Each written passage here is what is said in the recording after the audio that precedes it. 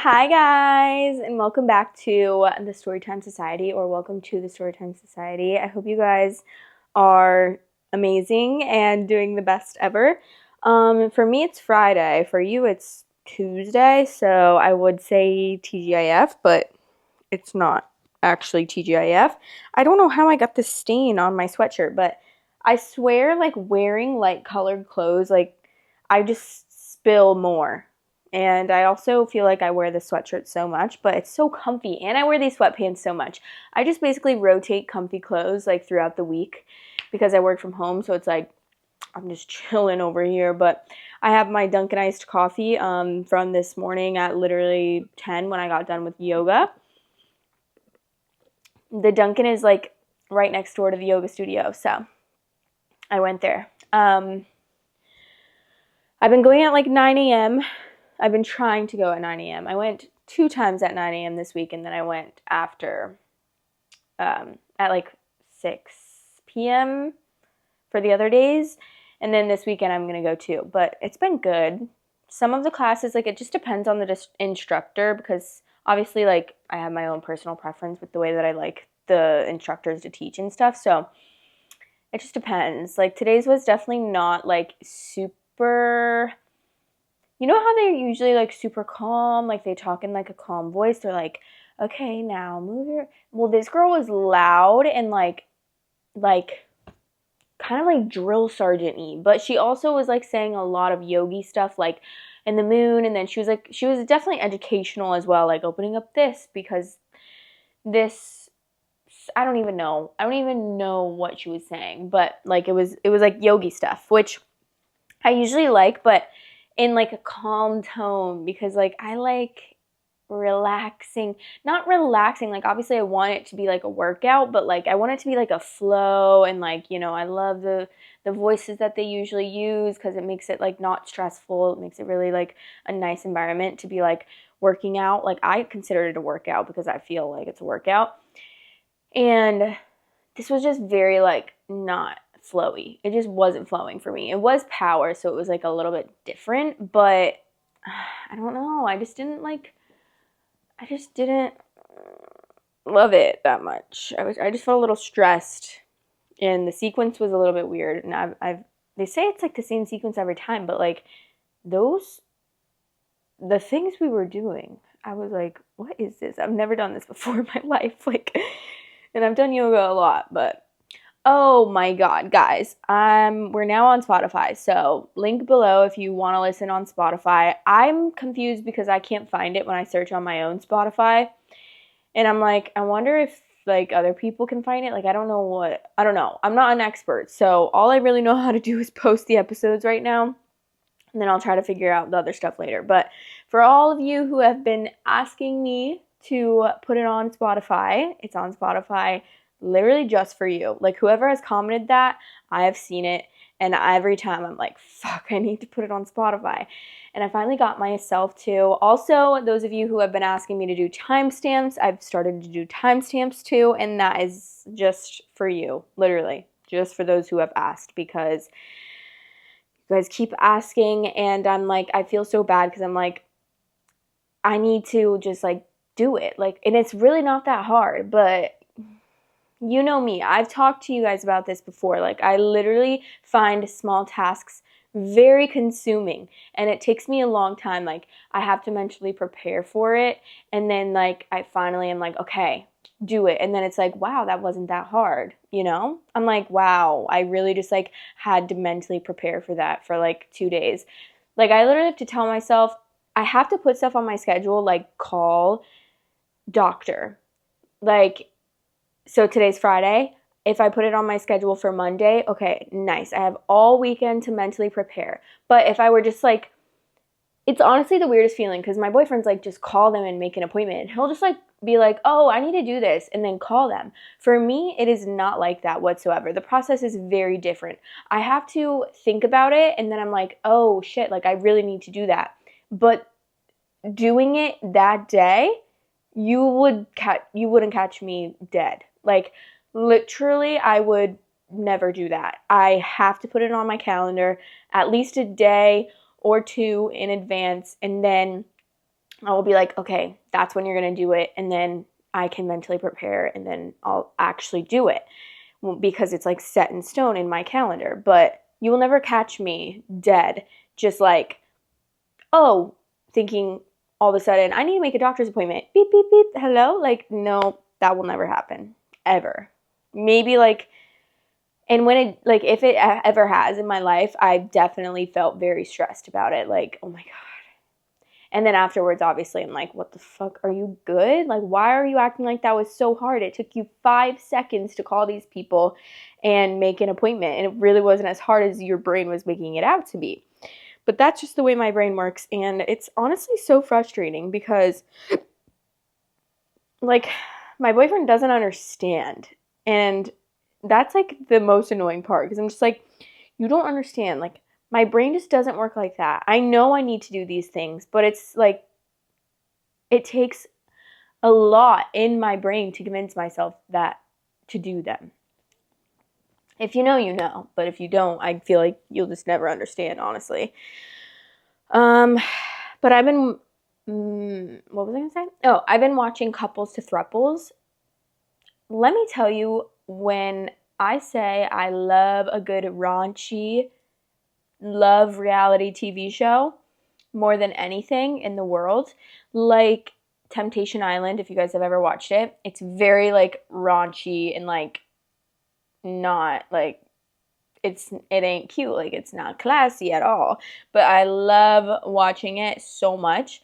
And I was watching Couples to Thruples. I feel like that's like the same vibe. Like it's definitely very like they show the hookups, like they get in there, you know? So you see all like the raunchy stuff. And I just love that kind of reality TV so much. But also, it's really made me realize like I could never do that. And respect to those that do that, but my brain cannot, like, and I'm not judging those who are like polyamorous and stuff, because obviously I don't know, I've never done it, so I don't know like what it really, like how it really is, but I just don't think I could ever catch feelings for more than one person equally. Like, I know I probably could catch feelings for more than one person, and then if we were all in a relationship, there would be one that I liked more. I just know that. I just know. How would you ever like them the same? And then especially if I was already like, if it was me and my boyfriend trying to find like a third, I would always love my boyfriend more because we've been together for so long. And then like, I would be like, I don't even know. I don't know how to explain it, but I just can't wrap my head around it. I know it would never work out for me in my little brain, but yeah. I might be going out tonight. I don't know. My boyfriend's like, he's so funny. He's just like, yeah, I don't know what we're doing, this, and then he keeps telling me like, oh yeah, my friend is doing this. Have you ever heard of this? I'm like, no, I don't know. What are you saying? Are we going? Are we not going? I don't understand. So I'll let you guys know in the next episode. Okay. So the theme of this episode, I actually am doing a theme this episode. I don't know if I should always do this or not, but I've wanted to try this because I love being organized. And so I'm like, I wanted to organize the stories today. So the theme of this episode is worst husbands ever. And we have 3 stories. One has 2 updates. So I think it will be good. But literally can't believe I'm still drinking this. It's been so long. It's been 7 hours since I got this coffee. My boyfriend would literally call me crazy. Okay, the first story is very, very short. But the next 2 are long because, yeah, no reason to explain that. But okay, ready? Wait, I need to like make sure my hair isn't so greasy today, even though I washed it. I don't understand. All right, my 36 female husband, 37 male, has been having an affair with a girl, 20 female, that he has never met. Is it cheating? Grounds for divorce? I found out 10 months ago that my husband is in a relationship with a girl he has never met, or so he says. I have been waiting for almost a year for him to pick me and break up with her. Every time he says he did, I find out he's been lying. I've read their messages. They say I love you. I know they're intimate on FaceTime. I even found a picture of myself in lingerie that he texted to her to make her jealous. We've been together 19 years and have 2 teenagers together. The math says his girlfriend is 3 years older than our daughter. Today I noticed an e-transfer from her to him for $2,000, which can only mean they are planning flights to finally meet. Time to sell the house and hire a lawyer, or can we come back from this? Girl. Okay, wait, let me tuck my titties really quick because I hate that feeling. Okay. I think we all know the answer here. Like, what? Obviously, if he's already lying to you, saying, like, oh, yeah, I broke up with her, and then you're finding that he's still talking to her, and then, like, it just seems like you guys don't, like, what? I don't understand. You know that he's in another relationship. You've read these messages. You know that they say I love you. That you know that they're intimate on FaceTime. You know that she sent $2,000, like, which is weird. I don't know why that would be a thing if she's 20 years old and your husband is 37, but okay. Is it cheating? Okay, I don't want to like dog on this girl. I'm kind of dogging on her, but yeah, it's cheating. It is, girl. It's cheating. And yes, it is grounds for divorce. Like, that's really the easiest decision I've ever had to make in my life. If slid she a comment. Okay.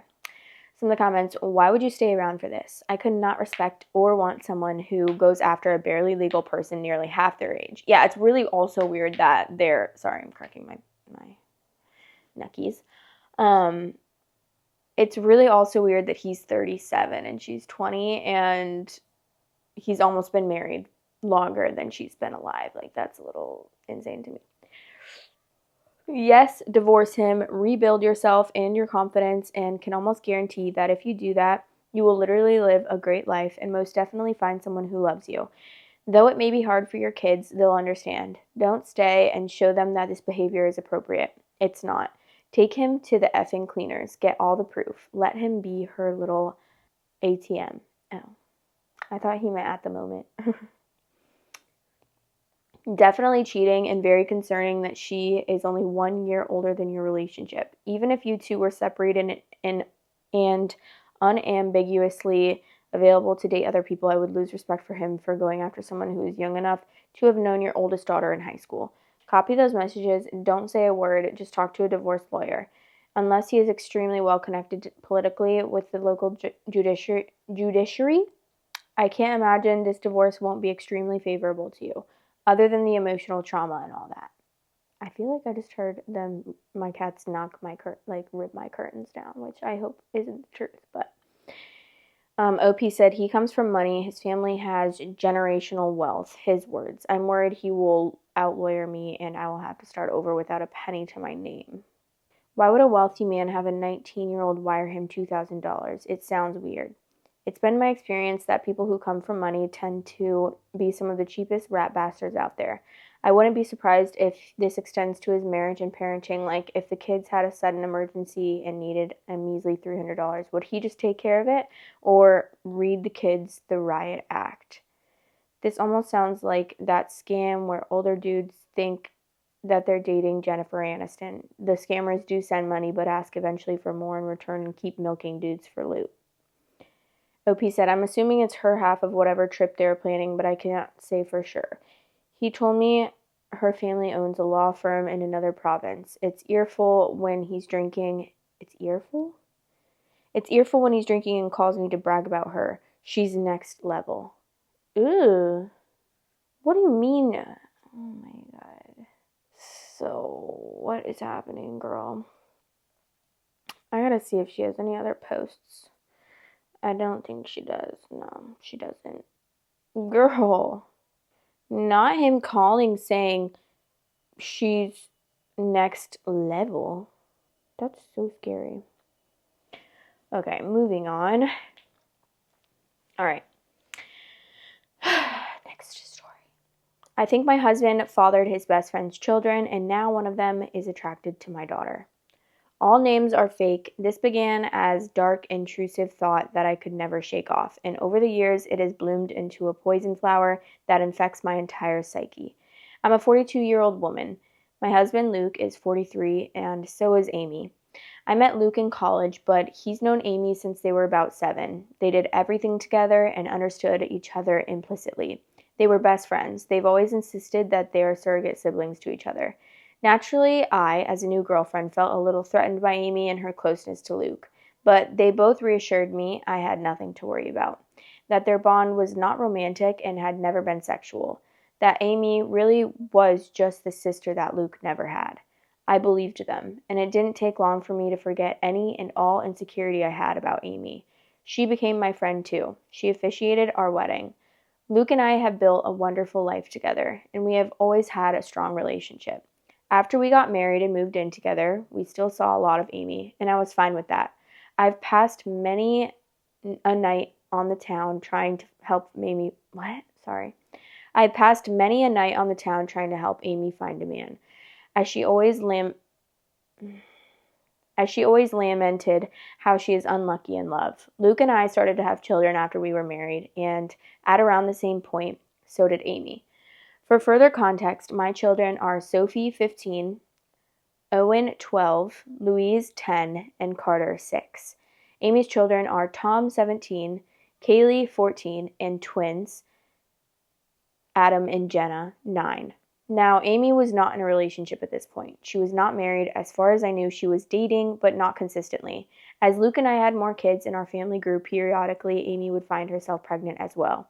It happened a few times, and Luke and I never knew anything about the fathers in question. I kind of assumed that maybe Amy was sleeping around and not keeping in contact with her one-night stands. Luke agreed this was probably the answer. While I did ask each time if Amy knew the paternity, she always said no and didn't seem that worried about the idea of raising kids on her own, so I didn't pester her. Of course, she had us to support her, so there was that. While Amy never asked for any help, of course Luke was never going to let his best friend struggle to stay afloat when she had children to raise. Financially, we are very fortunate and privileged. I have a job that pays handsomely, and Luke also had wealthy parents who already knew and loved Amy, so they were happy to provide for her.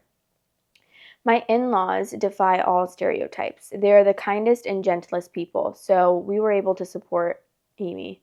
To get her somewhere to stay with her kids, people might be tempted to call her a leech, but I never saw it that way. None of us did. She needed help, and we could provide it. I also know people are going to criticize her for her lack of responsibility and question why she never used more reliable birth control. Honestly, that is a long story that I don't even want to get into because even I don't fully understand her reasoning, but it was quite important to her that she never be on birth control and that whatever came of that choice, she would accept. It wasn't religiously motivated, I know that, but it was that degree of significance to Amy. She really did not want to take birth control. She's explained it to me more than once, but I'm still not clear on why. Of course, Amy being Luke's best friend since they were kids, it's not unreasonable that sometimes they hang out together while I'm not there. Hey, that's fine. Sometimes I hang out with Amy one-on-one as well, though Luke does it more. She was his friend first. This included him going over to where she was staying at times, sleeping over there. Was I a fool to trust him and believe nothing was going on? Perhaps. But for years they presented as being buddies, like siblings. I didn't pick up on any vibes between them, not ever. As one can expect, our children were brought up together, not in the same house. Our home is decently sized, but even we don't have the room for 8 kids. But we made sure Amy's children met ours from a young age, and they always got along and had strong bonds of friendship have formed over the years, which is good, especially if I'm right and they share blood. I've been dawdling, getting to the main point. Yes, I have come to suspect that Luke fathered at least one of Amy's kids, if not all of them. Frankly, I do suspect they are all his. I would never have believed my husband to be capable of such a thing, and he's given me no indication that he's the unfaithful sort. But he does spend a lot of time with Amy, and I have to confess I cannot remember seeing her with any real boyfriend over the years. She would talk to men at bars and parties. I would try to be her wingman and so on, but nothing ever seemed to really happen. So when she got pregnant the first time, I was curious. When it happened again and again, I began to wonder if she had some sort of secret fella who she didn't want us to know about for whatever reason. But I couldn't think of any reason why she would hide him, especially from her children. After Carter, our youngest, was born, Luke and I agreed that the time had come for him to have a vasectomy. Amy's twins had come just a couple of years prior. Of course, after the procedure, Luke and I continued to make love, but I no longer had to think about pregnancy. Meanwhile, Amy never got pregnant again after the twins. Is it a coincidence that Luke had a vasectomy and then both of us stopped getting pregnant? I don't know, but Luke would still visit her, and he wasn't just going to see her, but checking up on her children as well. In general, I should have paid more attention to it sooner, but Luke has always acted like a father to them, especially as they've gotten older. He's the father they never had. He doesn't neglect me or our children one bit. He's doing double duty on its own. The idea that he is a surrogate father to Amy's fatherless children isn't inherently suspicious. One could call it noble, but it combines with a lot of other little things. There is appearance as well. I won't go into specifics, of course. I won't go into specifics of hair color, eye color, or unique physical traits because I'd rather limit the identifying factors of the people involved and keep this whole thing as vague as possible. But suffice it to say, Amy's children, they certainly look like they could be Luke's. Kaylee has a very unusual allergy that Luke also has. The twins look very much like him, Adam in particular. The older Tom has gotten, the more of Luke I can see in his face and personality. While their race doesn't matter, the reality is that Luke is a different race than Amy, and Amy's children look pretty biracial. I could easily believe their father is the same race as Luke. Doesn't mean Luke has to be the father, but it sure seems like it. I have never voiced my anxieties to either Amy or Luke. I don't want to be the bad guy and guilty or innocent. I already know they would flatly deny my accusations and be hurt by them. Imagine if that drama reached the ears of my kids or Amy's kids. Either way, Luke continues to spend time with Amy and her children, just as her children spend time with mine. I have hinted to Luke that I feel needy for more attention and wish he wouldn't give as much to Amy, but he either missed my cues or pretended that he missed them. I don't want to push this idea that he's favoring her because it's not even really true. He's never neglected me for her. I just can't shake the feeling that Luke and Amy have been intimate before, likely numerous times. So as far as I know, Amy never really wanted to be a mother either. She wasn't opposed to it, and when each of her children came into the world, she instantly fell in love with them. But motherhood was never really a major part of her life plan or identity. In the grand scheme of things, when we would talk about the future, she would sometimes mention a husband and children, but it never seemed like something she had her heart particularly set on. I don't think this is a case of Luke just giving Amy children. I doubt that was the motive for the infidelity. That would have been a side effect. I've been letting this go and turning a blind eye for years. It was a dark thought in the back of my mind after Kaylee's allergy was discovered, but I dismissed it. Got worse after the twins were born. I dismissed it. Then, when Amy stopped having babies, I wanted to feel reassured by that. But Luke had gotten a vasectomy, so if anything, that made my anxiety worse. There have been nights that I wished the twins were younger, that they had come along after Luke's procedure. It's been twisting me into knots for a long time, but I don't want to be the one who rips our family apart, especially since, technically, I could be wrong. Except now I'm very afraid, because in the last few months we've had a new development in our kids' social circle. Tom, Amy's eldest, asked Sophie out. Sophie is my eldest. She's really blossomed over the last few years and become quite the outspoken beauty, so I'm not shocked to see she's getting male attention. But Tom asking her out had me thrown. Sophie said no, but only because I'm quite protective when it comes to her exploring dating, and she knew she'd have to ask me first. I could tell she was flattered and intrigued by his interest and wanted to say yes. She approached me to talk about it. Bless my girl, she did everything right. I think she expected I would see things her way and agree that she could date Tom. Much to her surprise, I very firmly said no. That caused a bit of conflict. She didn't even want to date him that badly. She just couldn't understand why she wasn't allowed to, and I couldn't explain it to her. All I could come up with was, he's too old for you, which he is, but it's really not about that. When Amy and Luke heard, I was so very curious to see what their reactions would be. If either of them had agreed with Sophie and tried to convince me that the two of them should be allowed to date, I think I would have been relieved and taken that as proof that I was wrong about something going on between them. Wrong about who fathered Amy's children. But the ambiguity continued. They took my side. Did I say that right? I don't know. They took my side. Both of them put their foot down, though not as fiercely as I did. Luke agreed with me, and he also worried that trying to forbid such a romance would only make Sophie want it more.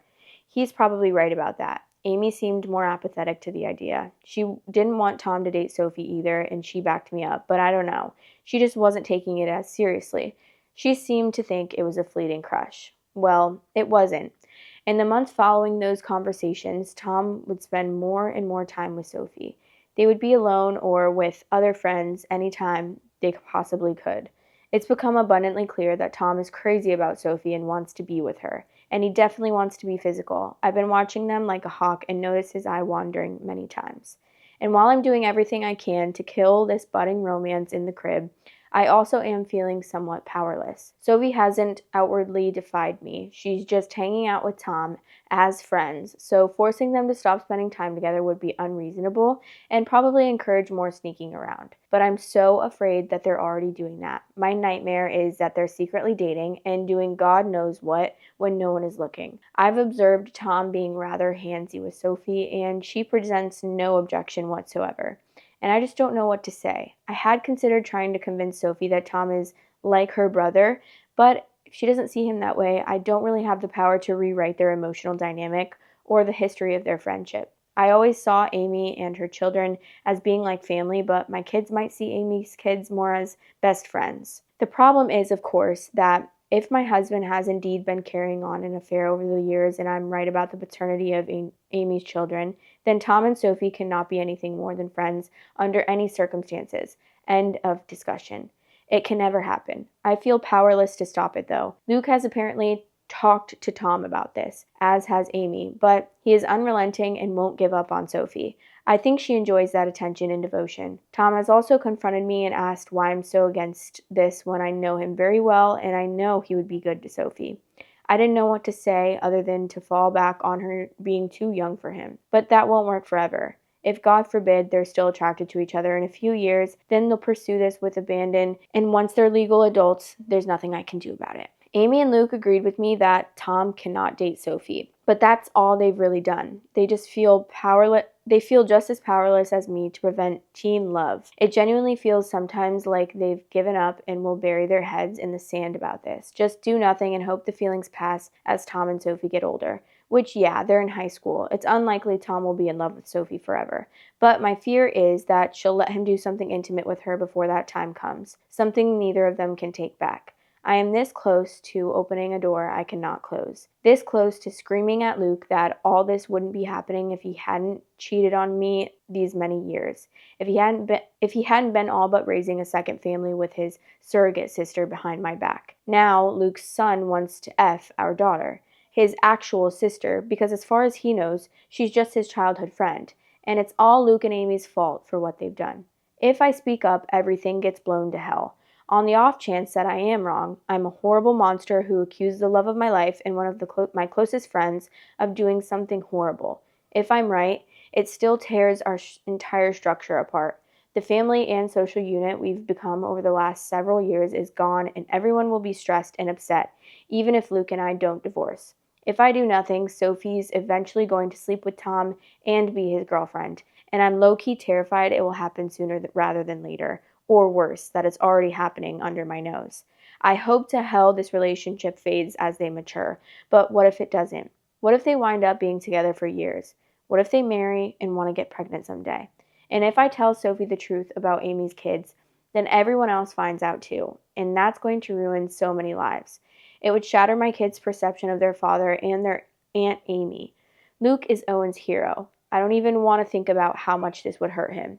And what about Amy's children? They are innocent. They didn't ask for this. They don't control where they came from, and I don't want to hurt them. Admittedly, I'm not happy with Tom at the moment. A week ago, I saw him put his hand on Sophie's butt, and I wanted to knock his teeth out. But even he doesn't deserve to be burdened by the knowledge that it's his half-sister he's been fantasizing about. It's all so effed up, and I don't know what to do.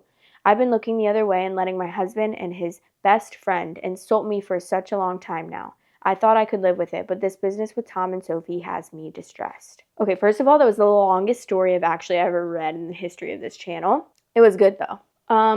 I definitely obviously think that something needs to happen here. Like someone needs to intervene. I definitely think she should have intervened a long time ago. But I mean, obviously, you know, she has her fears about all this. But ooh, God. The top comment says, "Wow, 23andMe for Christmas," which would be literally the best idea ever. But obviously, like, I feel like the guy is not going to agree to that. If that's the case, like, OP said, "Oh, about a year ago, I suggested we do one of those just to see Luke's reaction. He was very staunchly against it. Didn't want the government to have our DNA. Kept saying ancestry tests were a scam anyway. I brought it up to Amy, and guess which one of us she agreed with." Oh, yeah. Okay. So as you know, we do have an update. And let me tell you, I've never been so excited about an update in my life, but it's very long. It's very long. Holy shit, this girl should write a book because, damn, she'd be telling some stories on here. This is going to be, I think this is like, no, it's definitely shorter than the first story. Okay. I'm nervous. Update, I think my husband fathered his best friend's children, and now one of them is attracted to my daughter. First of all, wow, I did not expect my post to get as much traction as it did. I was half worried that someone in my family or social circle might find it, especially when someone alerted me that the post had been shared to Facebook. But as far as I can tell, no one in my family has seen it. I want to thank all of the kind commenters who wished me well. To those who were more frustrated with my indecision, I get it. But I was operating with an uncertain situation and the stakes were incredibly high. I feel like no matter what choice I made, something could and likely would go wrong. I've spent the last 5 years imagining different scenarios based on different ways I could go about this if I ever decided to act on it. To everyone who was clamoring for an update, I have one for you. I previously said that I was going to do a secret DNA test, that I had decided on that course of action. In the end, I couldn't go through with it, and now I'm regretting that, because the window to do so has essentially closed. I just felt like it would be out of line for me to do that to another person's child behind their back. Ethically, it was dicey. I've since consulted with my lawyer, as many commenters suggested, and she's advised me against doing so because no matter what the results were, it would make me look bad in a potential divorce proceeding. But I really wish I had done it anyway and just not told anyone, because I really badly need to know, and I still don't know for sure. Likewise, I wanted to tell Sophie in confidence, but the more I thought about it, even that seemed over the line, like I had no right to plant such ideas in her mind about her father without even talking to him first. So what I ended up doing was confronting Luke and Amy. Many comments suggested this as well. I finally told both of them that we needed to have a serious talk. It felt counterproductive to approach just one of them because I figured they would tell the other about what happened in their own words before I could prepare my own. I wanted them both to hear what I had to say. Once all the kids were at school, I laid down all of my suspicions and the reasons. I made it clear how much I loved both of them, but a combination of clues had led me to notice the similarities between Luke and Amy's children. And I didn't even list all of them in the original post. For example, Luke has been a sleepwalker in the past. So have Sophie, Tom, and Adam. I said over and over how much they meant to me and how I didn't want to believe it, but the thought had crept into my mind in the past, how I had dismissed it before, but now, with Tom and Sophie having crushes on each other, it became necessary to pose the question. So I asked if they had ever crossed the line, if Luke had ever been unfaithful, if there was even the slightest possibility that any of Amy's children were his. I was just trying not to cry. Well, they reacted just exactly as I would expect. Their responses were perfect and so very well rehearsed. I genuinely can't tell if it was honest emotion or powerful gaslighting. Amy was more upset than Luke, or at least more outwardly upset. She was angry, offended at the accusation. Luke just seemed heartbroken by it. Maybe they were just acting, but I don't know. Somehow they had reasonable responses to all of the points that I brought up. They asked questions I didn't know how to answer. I had never objected to them having alone time before. Why did it suddenly bother me now? Do Amy's children really resemble Luke that much, or are things like hair color pretty basic traits to have in common? The whole family had always treated Amy and her kids as part of our unit, and I had previously commended Luke for stepping up and being a father to Amy's kids since they didn't have one. Why was I now saying it was a bad thing? What exactly did I want them to do? How could I think such a thing about them? Why had I waited so long to say something? Luke was more understanding than Amy. He respected my feelings, or at least he acted like he did. Amy appeared to feel more betrayed by what I said. I ended up apologizing several times, even though I'm not sure I did anything wrong. Luke also apologized for anything he'd done to indicate he was unfaithful. I asked Amy more pointedly that, if not Luke, then who had fathered her children? She snapped back that it was none of my business, and I could tell she was in no mood to get personal or vulnerable with me after my accusations. I'm not proud to say that I lost my temper and said that after everything we had done for her and her children, such information was not a lot to ask, and perhaps she owed it to us. I regretted the words as soon as I said them, but Amy shouted back that I had never done anything for her, that it was Luke and his parents who had kept her afloat all of these years, not me.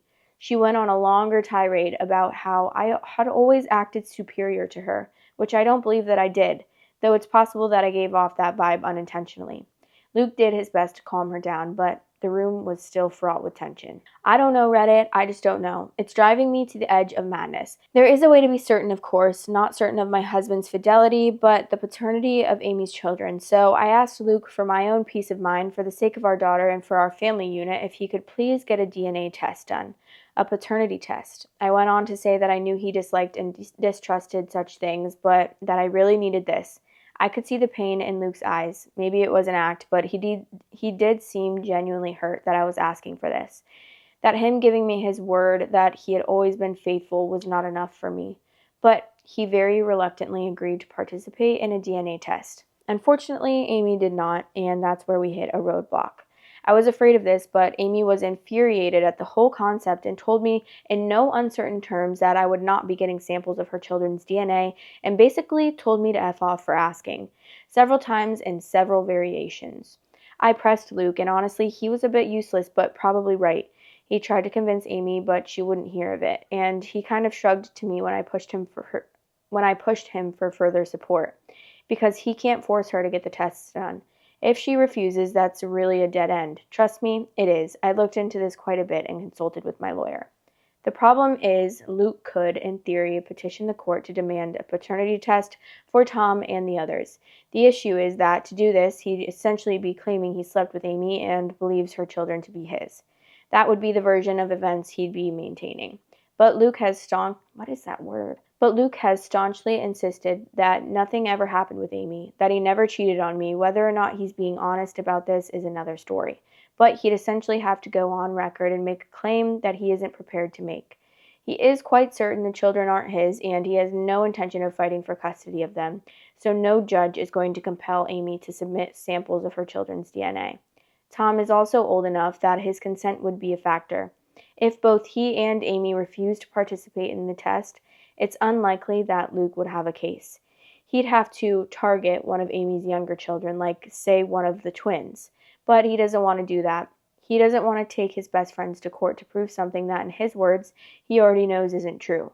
Luke is asking me to just please let this go and trust him, because pursuing this will fracture everything. And according to my lawyer, it's not realistic anyway. For Luke to establish paternity, he would need to admit to an affair in the first place, and he's not doing that. And if he did, that would pretty much be all the proof I needed to be certain, even if I'd need more in a court case. I pestered him further about Tom and Sophie, insisted that I didn't want them dating. Luke agreed, and apparently Amy still agrees. Luke plans to have a talk with Tom and activate protective Papa Bear mode. Among other things, he's going to remind Tom that in a couple of months when he turns 18, him being intimate with Sophie will literally be a crime. I wouldn't actually press charges against him, as I know he'd never do anything against Sophie's will, but I'm not above implying that threat. Thankfully, Luke isn't either. I did ask him if he'd be open to potentially swiping a sample of Tom's DNA to do a private paternity test, but he was very hesitant about the idea. Like me, he viewed it as unethical. He also pointed out that if we were to do this and Amy found out, it would mean the end of our friendship with her, most likely. Things are, Luke believes, still in a salvageable state where Amy and I could reconcile and become friends again, and I can see how much he wants this to happen, but if I did a DNA test on Tom behind Amy's back and she found out, I think she would hit the roof and I wouldn't entirely blame her, though I'd be very interested to see the results. Luke ended up going to see Amy and spending the night. I know all of you are cringing and throwing up your hands, and trust me, I wasn't happy about it. That was a very long conversation, but he was adamant that he needed to perform damage control, so they spent the night together. With Luke maintaining that, nothing happened. I did not sleep a wink, and I kept texting him for updates, so as far as I can tell, Amy will cool off, but she needs a little time. Luke and I talked things over when he came back the next morning. It was an emotionally fulfilling conversation, and we ended up agreeing to take the kids, our kids, not Amy's, to visit their grandparents for a few days. It was an impromptu visit, but we've done it before, and they were delighted to have us. I just really wanted our family to spend some time together away from Amy's side of the family, so to speak. I always love getting to see my in-laws. I'll refer to them as Jim, 75 male, and Kat, 67 female. I know Reddit is famous for stories about the mother-in-law from hell, but in my life that couldn't be further from the truth. I feel safe with them to the point that when they took notice of how distant Luke and I were from each other, I finally relented and confessed my fears. I told them of my anxiety that Amy and Luke were having an affair and that Amy's children might be his. Here's where things got a little bit interesting. When I told them what I was feeling, Kat just gave Jim this pointed look and did a big, dramatic sigh. So it turns out, Kat has had similar misgivings to mine and genuinely suspected over the years that Luke and Amy were closer than they'd ever admit, that they had crossed the line in the past. Jim, on the other hand, simply refuses to even consider the idea. He has always insisted that Kat is seeing things that aren't there. He maintains that Luke and Amy are like siblings and would never do such a thing. Kat thinks his stance on this is naive in that even if she and Jim had taken Amy in and loved her like a daughter, that didn't mean Luke viewed her as his sister or that she viewed him as a brother. But Jim just continued to insist that this is what they are and had always been. I could tell that he and Kat have already had this conversation before and they just kept going in circles, with Kat getting exasperated. She pointed out that surrogate siblings or not, Luke and Amy were not actually brother and sister, so nothing was stopping them from being physical together if they felt a mutual attraction. At that point, Jim just sighed and walked away from the conversation. So yes, Kat has privately wondered if Amy's children weren't fathered by Luke, which is part of why is she saying weren't? I think that is wrong. So yes, Kat has always privately wondered if Amy's children were fathered by Luke, which is part of why she has always treated them as her grandchildren, which was never something that I minded, to be clear. I also don't mind that Kat never voiced these concerns to me. She had no proof and she saw far less of Luke and Amy's closeness in our adult lives than I did. As for the kids, they're doing all right. I don't know what Amy told her children, but I think the general consensus, the official version of events, is that Amy and I had a fight and needed a break from each other. That's what Luke and I had told our children, and when pressed for more information, Luke did defend me and shut down the questions, saying it wasn't their business. I don't know if Amy kept to that version of events, but my children and her children have each other's phone numbers and social media, so they've presumably still been in contact over the last 2 days. I think my kids would have kept Amy's kids in the loop on the updates, and if Amy had told them anything else significant, they would have relayed that information to my kids. After all, we know Sophie and Tom are very close. I did try and talk to Sophie about that more, but the timing was off because Sophie rejected my counsel and interpreted my reinforced reluctance as being attributed to my fight with Amy. She maintained that she wasn't dating Tom. To what degree that's actually true, I don't know. But she was going to remain close friends with him, and while she isn't usually a disobedient child, she made it very clear that she was putting her foot down on this one, and to be fair, I can't really justify trying to separate them or forbid them from being friends. They've known each other for years. Luke has my back on them not being allowed to date, but he wouldn't have my back on them not hanging out anymore. I wish I had a more definitive update. If anything significant happens in the next few days, I can let you guys know. I'm mostly just kicking myself for not having done the secret test, even for my own peace of mind, as now I feel like I'm locked out of the only way to get definitive proof, one way or the other. Guys, when I say I'm stressed, I'm stressed. Okay, this is the last update, and if something doesn't happen, I'm gonna be so upset because I need to figure out. This was 2 hours ago. No way, man. Okay. Ready for this? Update 2. I think my husband fathered his best friend's children, and now one of them is attracted to my daughter. I didn't expect to have another update so quickly, but after posting my first update, I did a lot of thinking about my kids. I ultimately decided that whatever else happened, I needed to warn Sophie about the situation and do so immediately. To hell with Luke and whatever that meant for him. To hell if that meant all of the kids learned of the situation. She needed to be aware of what she might be getting herself into. So I discreetly kept her out of school. We went back home to our home last night and this morning. I dropped off everyone and saved Sophie for last. Before driving right past her school and telling her that we needed to talk, always a frightening thing for a teenager to hear from a parent, but I was quick to establish that she was not in trouble, but she needed to know the truth about why Amy and I were fighting, why her dating Tom was out of the question. I very gently explained that because of Luke's closeness to Amy and Tom's resemblance to him, I had come to suspect that perhaps Luke and Amy were intimate at some point over the years. If that was true and there was any chance Tom's father was actually Luke, that would be a significant problem. Sophie was quiet during all of this, and even after I stopped talking to let her respond, she paused for quite a while before she finally said that we needed to get Tom and discuss this with him as well. I had no objections, so she texted him to meet with us. They're both skipping school today, but Sophie gets straight A's, and this is extremely important, so I looked the other way. Tom came to meet us, and Sophie had me relay what I told her to him as well. I apologized to him for any indication I might have given that I didn't think he was good enough for my daughter, and to both of them for not telling the truth sooner. Tom and Sophie just gave each other this oddly knowing stare. And Reddit, that's when they blew my mind. Sophie spoke first, with Tom backing her up. They revealed to me that in fact they had already known about Luke and Amy, or at least they had strongly suspected. Apparently Tom has overheard conversations that are questionable, as well as overhearing the sounds of sex from Amy's room, sounds he would just as soon as forget.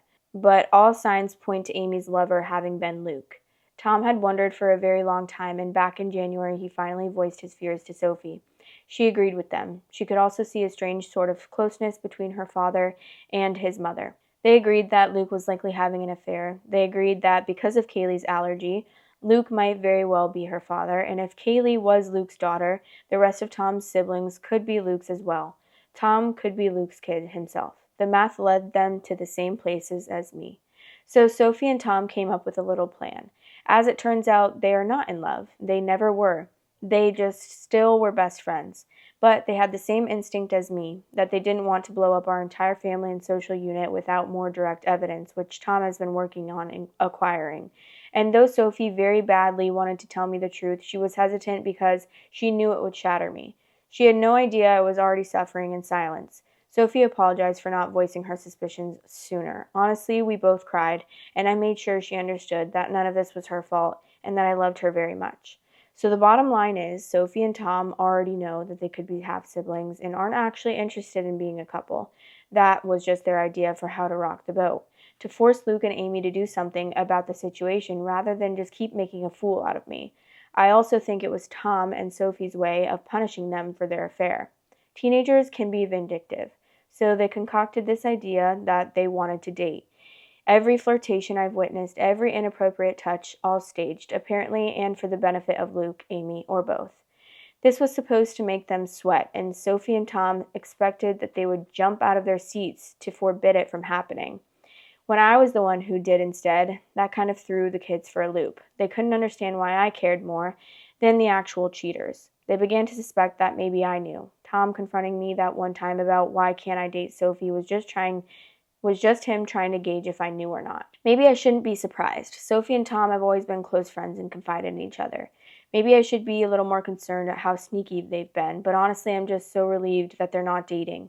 Sure, they could be lying to throw off the scent, I guess, but they apparently already knew that they're likely related. They didn't blink at all when I told them.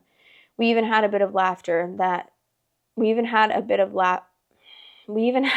laugh together when Tom mentioned how he had been a little offended that I was so against him dating my daughter before.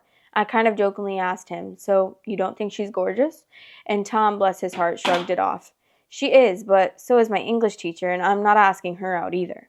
Either way, the question now is, where do we go from here? We have to figure that out. I will say that is such a relief to have told Sophie, and I feel like an elephant has taken one foot off of my chest. Having her in my corner and Tom in my corner as well means a lot to me, and even though I basically just got it absolutely confirmed that Luke is sleeping with Amy, I kind of already knew that anyway, so now it's just a question of how to proceed.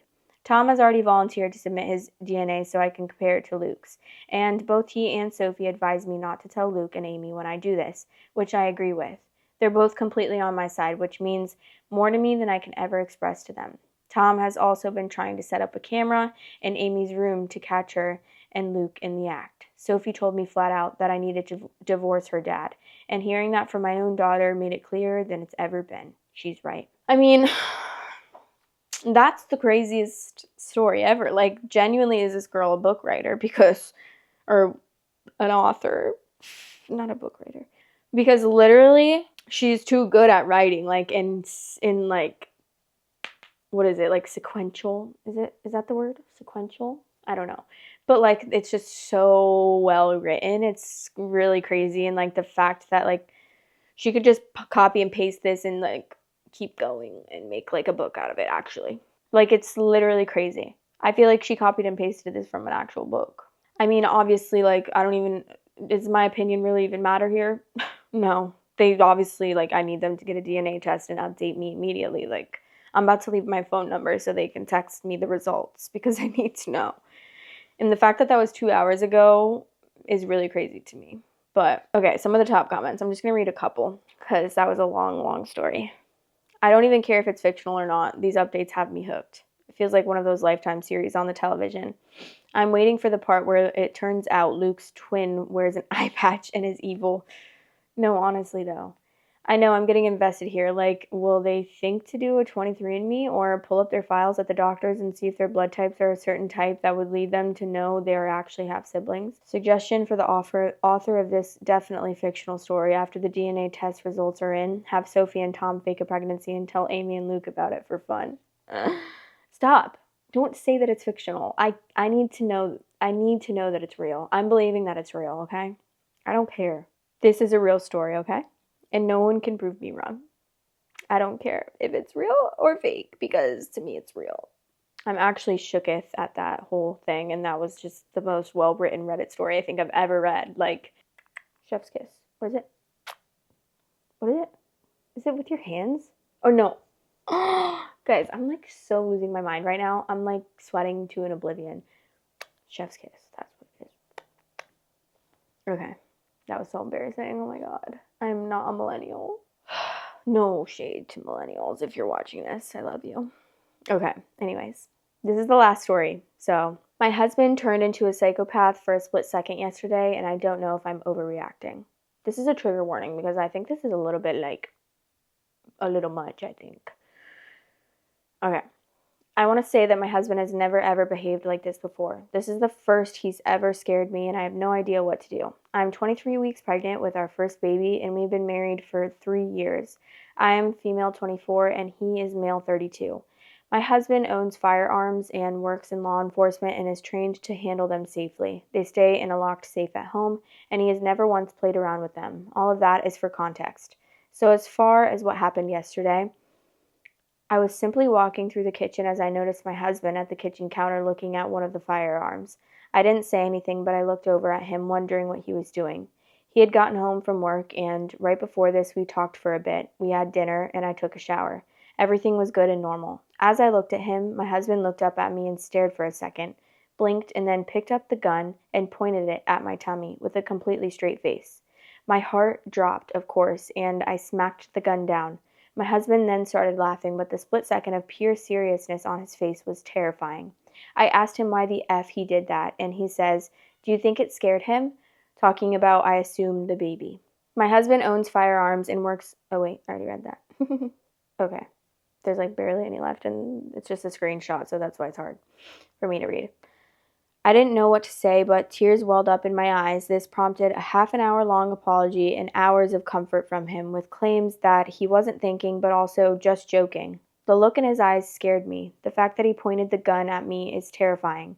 I don't know what to do. I'm so upset. I'm so distraught. Am I overreacting? Simple answer for this one. No, and goodbye. Like, literally. What? Also, is that really the first red flag that you've noticed? Because I have a fear that is not the first red flag, and you might just be having rose-colored glasses on. And literally, oh, okay, whatever. Rule number 1 of gun safety is to only aim at something you are willing to kill. Literally, I've always heard don't point the gun at anything unless you're literally ready to shoot whatever you're pointing the gun at. Please leave and do it now. That behavior cannot be overlooked and should not be forgiven. There's obviously some deep trauma your husband needs to work through, and that should not happen with vulnerable people in his path, both yours and the public. The fact that he has, like, guns is really scary. Pregnant women are at a significantly higher risk of being murdered by their partners. I really hope OP is safe and away from that monster. The number 1 cause of death to pregnant women is domestic violence. Not only that, but DV rates among cops are also insane. This is such an incredibly bad situation, and I fear for her safety. Women in the U.S. who are pregnant or who have recently given birth are more likely to be murdered than to die from obstetric, I don't know, causes, and these homicides are linked to a deadly mix of intimate partner violence and firearms, according to researchers from Harvard. Nah, F all that. She needs to get as far away from him as legally possible. I wouldn't make that joke with my worst enemy, and let alone the woman I love who also is carrying my child. Yeah, I mean, that's like actually, like, obviously to me that's a simple answer, but to her it's like she's in that marriage and she's obviously, she loves him, and she's not, like, she's thinking like, well, what if, but like, no. Absolutely not. No second chances given. Leave immediately. That's actually the scariest thing ever. Like, if my boyfriend did that, I mean, like, there'd be no going back. Like, what do you mean you pointed a gun at me and then you, like, laughed creepily and said, like, do you think it scared him? Like, what? And the fact that you have access to firearms and guns is also just so concerning and should not be a thing. Oi, oi, oi. I can't with that. I feel really bad. Like, I really hope that she can get out of that, but there's really nothing more for me to say because, I mean, these stories were crazy. Like, what was the first story? I can't even remember because all of that, like, actually gave me trauma. Oh, just that one, honestly, I picked this one. I picked the affair with a girl that he's never met out of all those, please. Like, jeez.